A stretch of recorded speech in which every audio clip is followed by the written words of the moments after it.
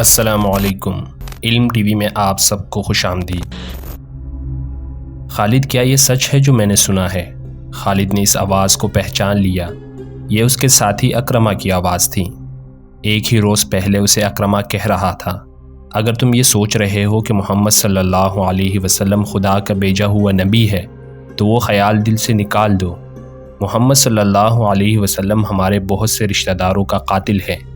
اپنے قبیلے کو دیکھ، جو سورج غروب ہونے سے پہلے محمد صلی اللہ علیہ وسلم کو قتل کرنے کی قسم کھائے ہوئے ہیں۔ خالد نے لگام کو ہلکا سا جھٹکا دیا اور گھوڑا چل پڑا۔ اس کا ذہن پھر 4 برس پیچھے چلا گیا، جب وہ احد کے معرکے میں رسول کریم صلی اللہ علیہ وسلم کو ڈھونڈ رہا تھا۔ وہ قریش کی اس قسم کو پورا کرنے کا عزم لیے ہوا تھا کہ رسول اللہ صلی اللہ علیہ وسلم کو سورج غروب ہونے سے پہلے قتل کرنا ہے۔ اسے یاد آ رہا تھا کہ مسلمانوں کے تیر اندازوں نے جب عینین کی پہاڑی چھوڑ دی تھی تو اس نے اس پہاڑی پر حملہ کر کے عبداللہ بن جبیر رضی اللہ تعالی عنہ اور ان کے 9 تیر اندازوں کو، جو رسول اللہ صلی اللہ علیہ وسلم کے حکم کی پیروی کرتے ہوئے وہاں رہ گئے تھے، ختم کیا تھا۔ مسلمانوں کے ہاتھوں سے بھاگے ہوئے قریش پھر واپس آ گئے تھے اور انہوں نے اپنے آپ کو منظم کر لیا تھا۔ مسلمان یہ معرکہ ہار چکے تھے اور یہ اپنے رسول اللہ صلی اللہ علیہ وسلم کے حکم عدولی کا نتیجہ تھا۔ خالد اور ابو جہل کا بیٹا اکرمہ فن حرب و ضرب کے ماہر تھے۔ ان کے لیے ایک مسلمان کو قتل کرنا اب مشکل نہیں رہا تھا۔ خالد دیکھ رہا تھا کہ مسلمان 2 حصوں میں بٹ گئے تھے۔ بڑا حصہ الگ تھا جو اپنے کمانڈر رسول کریم صلی اللہ علیہ وسلم سے کٹ گیا تھا۔ چند ایک تیر انداز رسول اللہ صلی اللہ علیہ وسلم کے ساتھ تھے۔ یہ وہ صحابہ کرام رضی اللہ تعالی عنہ تھے جو قریش کے حملے کی وجہ سے افراتفری کا شکار نہیں ہوئے تھے۔ ان کی تعداد 30 تھی۔ ان میں ابو دجانہ رضی اللہ تعالی عنہ، سعد بن ابی وقاص رضی اللہ تعالی عنہ، حضرت علی رضی اللہ تعالی عنہ، حضرت عبد الرحمن بن عوف رضی اللہ تعالی عنہ، حضرت ابو بکر صدیق رضی اللہ تعالی عنہ، حضرت ابو عبیدہ رضی اللہ تعالی عنہ، طلحہ بن عبداللہ رضی اللہ تعالی عنہ، مصعب بن عمیر رضی اللہ تعالی عنہ خاص طور پر قابل ذکر ہیں۔ ان 14 خواتین میں سے جو زخمیوں کی دیکھ بھال کے لیے ساتھ آئی تھیں، 2 رسول اللہ صلی اللہ علیہ وسلم کے ساتھ تھیں۔ ایک ام عمارہ رضی اللہ تعالی عنہ تھی اور دوسری ام ایمن رضی اللہ تعالی عنہ نامی ایک حبشی خاتون تھی۔ ام ایمن آپ صلی اللہ علیہ وسلم کے بچپن میں آپ صلی اللہ علیہ وسلم کی دایا رہ چکی تھیں۔ باقی 12 خواتین ابھی تک زخمیوں کو اٹھانے اور پیچھے لانے اور ان کی مرہم پٹی کرنے میں مصروف تھیں۔ خالد رسول کریم صلی اللہ علیہ وسلم کو ڈھونڈ رہا تھا، لیکن وہ میدان جنگ میں زیادہ گھوم پھر نہیں سکتا تھا، کیونکہ اس کی کمان میں گھوڑ سواروں کا ایک جیش تھا جسے اس نے پوری طرح اپنے نظم و نسق میں رکھا ہوا تھا۔ وہ اندھا دھن حملے کا قائل نہیں تھا۔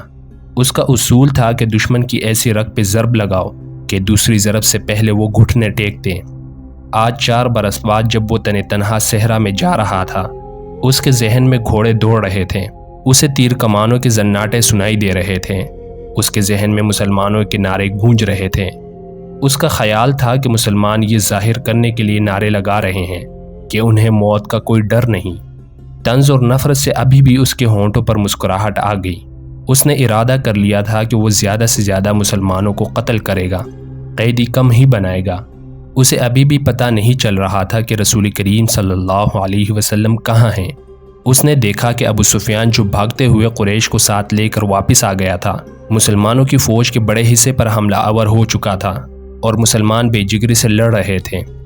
مسلمانوں نے اسے اپنی زندگی کا آخری معرکہ سمجھ کر شجاعت و بے خوفی کے ایسے مظاہرے کیے کہ کثیر تعداد قریش پریشان ہو گئی۔ یہ صورتحال دیکھ کر خالد آگ بگولا ہو گیا۔ اس نے اپنے سواروں کو مسلمان پر حلہ بولنے کا حکم دیا۔ اس نے تلوار نیام میں ڈال لی اور برچی ہاتھ میں لے لی۔ اس نے مسلمانوں پر عقب سے حملہ کیا۔ اس نے برچی سے مسلمانوں کو چن چن کر مارا۔ اس کی برچی جب کسی مسلمان کے جسم میں داخل ہوتی تو وہ چلا کر کہتا، میں ہوں ابو سلیمان۔ ہر برچی کے وار کے ساتھ اس کی للکار سنائی دیتی تھی کہ میں ہوں ابو سلیمان۔ آج 4 برس بعد جب وہ مسلمانوں کے مرکز مدینہ کی جانب جا رہا تھا تو اسے اپنی ہی للکار سنائی دے رہی تھی، میں ہوں ابو سلیمان۔ اسے یاد نہیں آ رہا تھا کہ اس کی برچی کتنے مسلمانوں کے جسموں میں اتری تھی۔ وہ رسول اللہ صلی اللہ علیہ وسلم کو بھول گیا تھا۔ تھوڑی دیر بعد اسے پتہ چلا تھا کہ مسلمان اپنے نبی صلی اللہ علیہ وسلم کی کمان سے نکل چکے ہیں اور اکرمہ مسلمانوں کے نبی صلی اللہ علیہ وسلم کی طرف چلا گیا ہے۔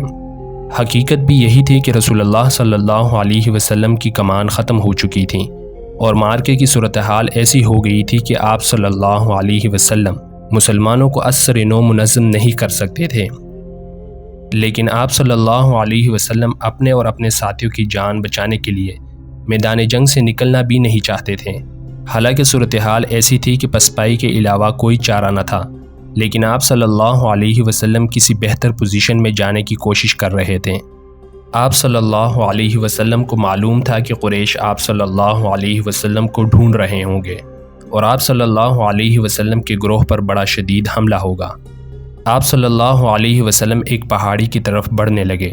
آپ صلی اللہ علیہ وسلم کے ساتھیوں نے آپ صلی اللہ علیہ وسلم کو اپنے حلقے میں لے رکھا تھا۔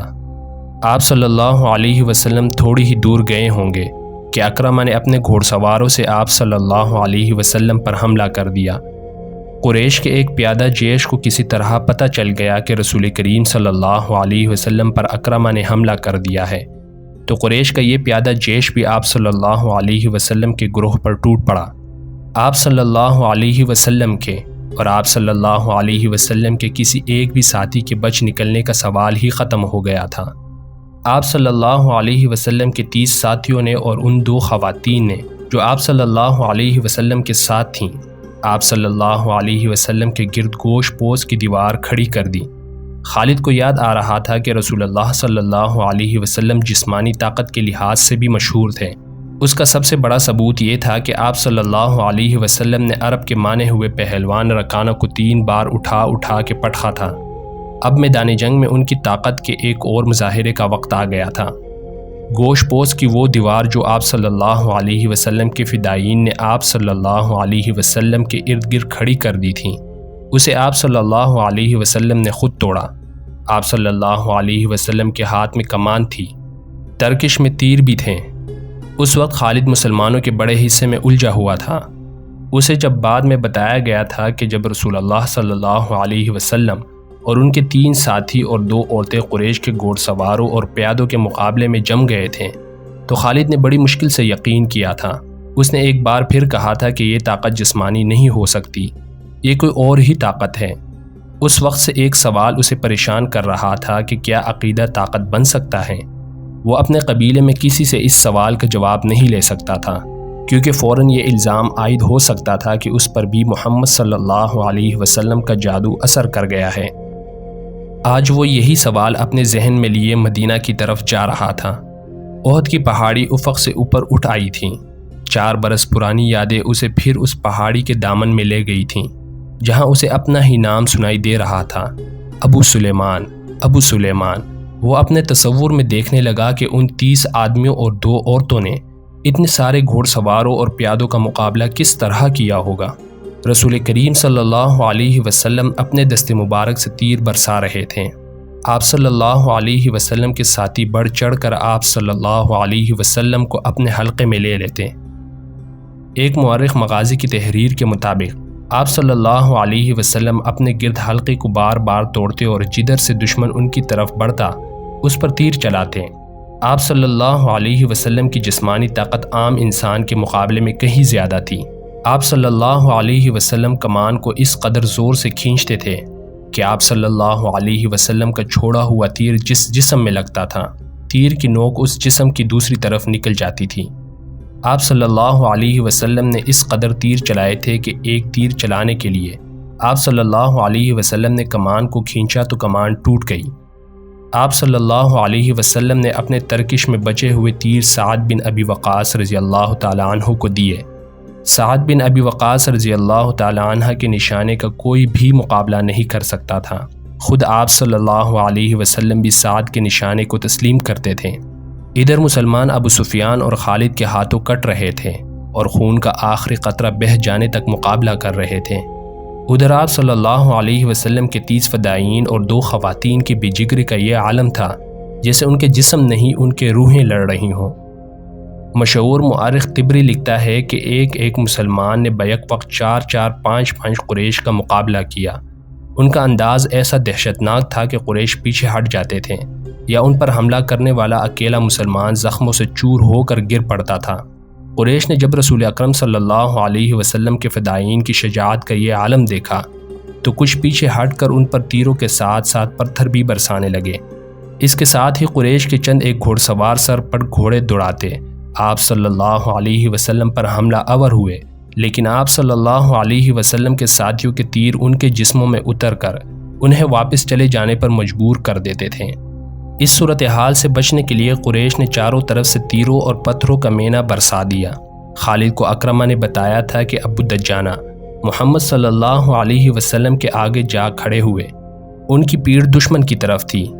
ابو دجانہ بیک وقت دو کام کر رہے تھے، ایک یہ کہ وہ اپنے تیر سعد بن ابی وقاص رضی اللہ تعالی عنہ کو دیتے جا رہے تھے اور سعد بڑی تیزی سے تیر برسا رہے تھے۔ اس کے ساتھ ہی ابو دجانہ محمد صلی اللہ علیہ وسلم کو تیروں سے بچانے کی کوشش کر رہے تھے۔ تیروں اور پتھروں کی بارش میں کوئی نہ دیکھ سکا کہ ابو دجانہ کس حال میں ہیں۔ جب ابو دجانہ گر پڑے تو اس وقت دیکھا کہ ان کی پیٹھ میں اتنے تیر اتر گئے تھے کہ ان کی پیٹھ خار پش کی پیٹھ لگ رہی تھی۔ رسول اکرم صلی اللہ علیہ وسلم کو بچانے کے لیے آپ صلی اللہ علیہ وسلم کے کئی ساتھیوں نے جان دے دی، لیکن اکرمہ اور اس کے گھوڑ سوار اور پیادوں پر اتنی دہشت طاری ہو چکی تھی کہ وہ پیچھے ہٹ گئے۔ قریش تھک بھی گئے تھے۔ رسول کریم صلی اللہ علیہ وسلم نے اپنے ساتھیوں کا جائزہ لیا۔ ہر طرف خون ہی خون تھا، لیکن زخمیوں کو اٹھانے اور مرہم پٹی کرنے کا موقع نہ تھا۔ دشمن ایک اور حلہ بولنے کے لیے پیچھے ہٹا تھا۔ مجھے قریش کے ایک اور آدمی کا انتظار ہے، رسول اکرم صلی اللہ علیہ وسلم نے اپنے ساتھیوں سے کہا۔ کون ہے وہ یا رسول اللہ صلی اللہ علیہ وسلم؟ آپ صلی اللہ علیہ وسلم کے ایک صحابی نے پوچھا۔ کیا وہ ہماری مدد کو آ رہا ہے؟ نہیں، آپ صلی اللہ علیہ وسلم نے فرمایا وہ مجھے قتل کرنے آئے گا، اسے اب تک آ جانا چاہیے تھا۔ صحابی نے پوچھا لیکن وہ کون ہے؟ آپ صلی اللہ علیہ وسلم نے فرمایا ابی بن خلف، رسول اکرم صلی اللہ علیہ وسلم کے کٹر مخالفین میں سے تھا۔ وہ مدینہ کا رہنے والا تھا۔ اسے جب پتہ چلا کہ رسول اللہ صلی اللہ علیہ وسلم نے نبوت کا دعویٰ کیا ہے تو ایک روز وہ آپ صلی اللہ علیہ وسلم کے پاس آیا اور اس نے آپ صلی اللہ علیہ وسلم کا مذاق اڑایا۔ آپ صلی اللہ علیہ وسلم نے تحمل اور بردباری سے اسے اسلام قبول کرنے کی دعوت دی۔ کیا تم مجھے اتنا کمزور سمجھتے ہو کہ میں تمہارے اس بے بنیاد عقیدے کو قبول کر لوں گا؟ ابی بن خلف نے گستاخانہ لہجے میں کہا تھا، میری بات غور سے سن لے محبت، کسی روز میرا گھوڑا دیکھ لینا، اسے میں اس وقت کے لیے موٹا تازہ کر رہا ہوں جب تم قریش کو پھر کبھی جنگ کے لیے للکارو گے۔ اب بدر کے خواب دیکھنے چھوڑ دو، میں اسی گھوڑے پر سوار ہوں گا اور تم مجھے میدان جنگ میں اپنے سامنے دیکھو گے، اور میں اپنے دیوتاؤں کی قسم کھا کے کہتا ہوں کہ تمہیں اپنے ہاتھوں قتل کروں گا۔ ابی، رسول خدا صلی اللہ علیہ وسلم نے مسکرا کے کہا تھا، زندگی اور موت اس اللہ کے اختیار میں ہے جس نے مجھے نبوت عطا فرمائی ہے اور مجھے گمراہ لوگوں کو سیدھے راستے پر لانے کا فرض سونپا ہے۔ ایسی باتیں منہ سے نہ نکالو جسے میرے اللہ کے سوا کوئی بھی پورا نہ کر سکے۔ یوں بھی تو ہو سکتا ہے کہ تم مجھے قتل کرنے آؤ اور تم میرے ہاتھوں قتل ہو جاؤ۔ ابی بن خلف رسول اللہ صلی اللہ علیہ وسلم کی اس بات پر طنزیہ ہنس پڑا اور ہنستا ہوا چلا گیا۔ اب احد کے معرکے میں رسول خدا صلی اللہ علیہ وسلم کو ابی بن خلف یاد آ گیا۔ جوں ہی آپ صلی اللہ علیہ وسلم نے اس کا نام لیا تو دور سے ایک گھوڑا سر پر دوڑتا آیا۔ سب نے ادھر دیکھا۔ میرے عزیز ساتھیوں، رسول اکرم صلی اللہ علیہ وسلم نے اپنے ساتھیوں سے کہا، مجھے کچھ ایسا لگ رہا ہے جیسے یہ سوار جو ہماری طرف بڑھتا آ رہا ہے ابی ہی ہوگا۔ اگر وہ ابی ہی ہوا تو اسے روکنا نہیں، اسے میرے سامنے اور میرے قریب آنے دینا۔ مورخین واقعی مغازی اور ابن حشام نے لکھا ہے کہ وہ سوار ابی بن خلف ہی تھا۔ اس نے للکار کر کہا، سنبھل جا محمد، ابی آ گیا ہے، یہ دیکھ میں اسی گھوڑے پر سوار ہوں جو تمہیں دکھایا تھا۔ یا رسول اللہ صلی اللہ علیہ وسلم، رسول اللہ صلی اللہ علیہ وسلم کے ساتھیوں میں سے 3-4 نے آگے ہو کر کہا، ہمیں اجازت دیں کہ اسے آپ صلی اللہ علیہ وسلم کے قریب آنے تک ختم کر دیں۔ نہیں، رسول اکرم صلی اللہ علیہ وسلم نے کہا، اسے آنے دو، میرے قریب آنے دو، اسے راستہ دے دو۔ رسول کریم صلی اللہ علیہ وسلم کے سر پر زنجیروں والی خود تھی۔ اس کی زنجیریں آپ صلی اللہ علیہ وسلم کے چہرے کے آگے اور دائیں بائیں لٹک رہی تھیں۔ آپ صلی اللہ علیہ وسلم کے ہاتھ میں برچھی تھی اور تلوار نیام میں تھی۔ ابئی کا گھوڑا قریب آ گیا تھا۔ آگے آ جا ابئی، رسول خدا صلی اللہ علیہ وسلم نے للکار کے کہا، میرے سوا تیرے ساتھ کوئی نہیں لڑے گا۔ ابئی بن خلف نے اپنا گھوڑا قریب لا کے روکا اور تنزیہ کہکہا لگایا۔ اسے شاید پورا یقین تھا کہ وہ آپ صلی اللہ علیہ وسلم کو قتل کر دے گا۔ نعوذ باللہ، اس کی تلوار ابھی نیام میں تھی۔ آپ صلی اللہ علیہ وسلم اس کے قریب چلے گئے۔ وہ بڑے طاقتور گھوڑے پر تھا اور آپ صلی اللہ علیہ وسلم زمین پر۔